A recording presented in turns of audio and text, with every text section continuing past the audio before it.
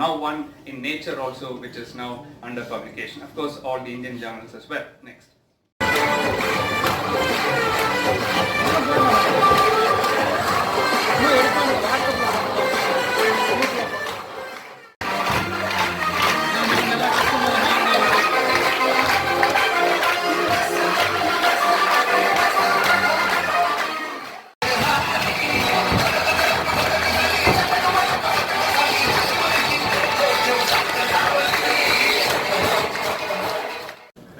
Thank you very much.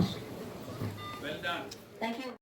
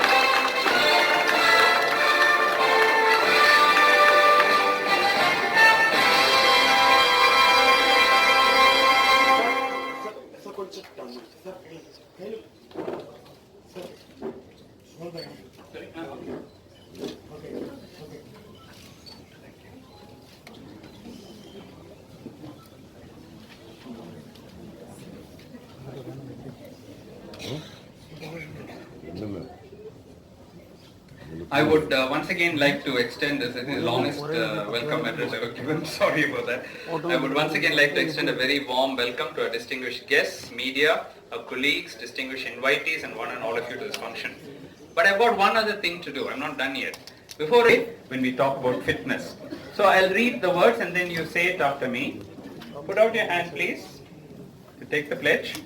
I promise to myself that I will devote time for physical activity and sports every day, and encourage my family members and neighbors to be physically fit and make India a fit nation. Thank you. Want anyone to do anything related to physical activity, you have to give them variety. And that's exactly what we have done. So we have three components to this. We have dance, which is a very active form and accepted, socially acceptable form of activity in our country. You have gymming, the actual fitness with a trainer. And we also have yoga, which involves integrating the mind and body together in order to bring out health. So we have all of these things that are planned, and you'll see different sessions. So you can pick dance 3 days a week, 5 to 6 p.m. You can pick gymming any day a week from 4 to 8 p.m.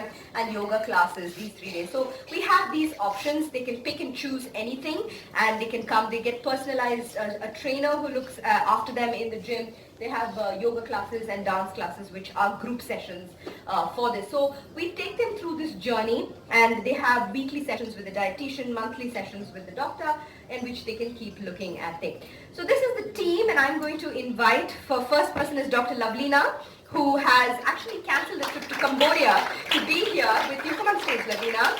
She is quite fit. We then have our man behind the Zumba, Santosh, come on stage. So we have Ms. Tangamani and team, who's our expert dietitian, who she and her team will be helping you with the nutrition part of it. Mr. Murugan Madhavan from the fitness department will be in charge of the gymming part of it, and the yoga is Mr. Vinod.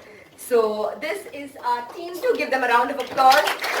A lot of effort to see that this program comes through to you, and we hope that they will be, you need to put your faith in them and they will deliver results to you. Okay, so what are we trying to achieve? We're trying to achieve one, improvement in fitness level through any way that you think is fun and sustainable. We're looking at, in those with diabetes, a small reduction in A1C over 3 months, so a 0.5 to 1%, and a weight loss target of about 5% of body weight is what we're looking at. And that's the challenge we would like people to challenge themselves to do. So the how? Not bad, huh? Go for a second job, yeah.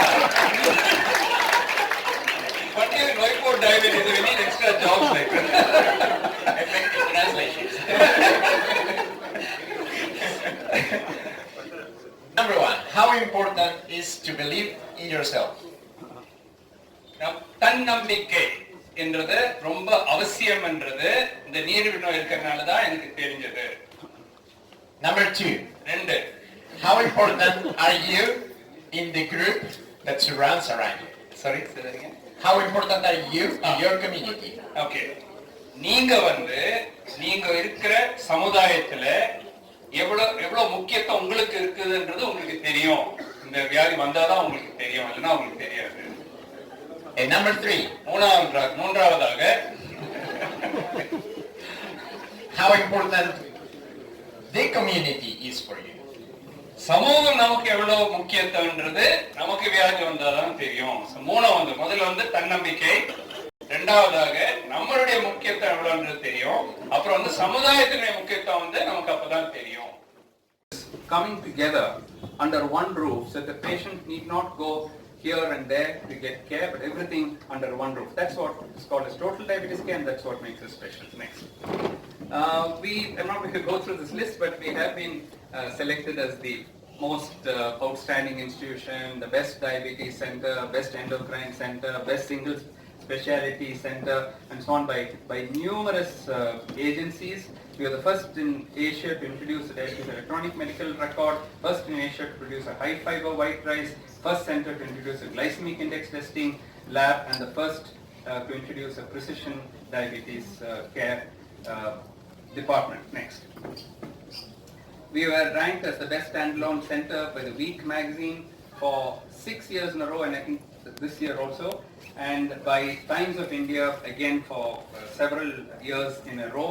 We are ranked as the best diabetes center in India by the OPPI and by ICICI Lombard, CNBC TV, Healthcare Summit, and the list is long. Next.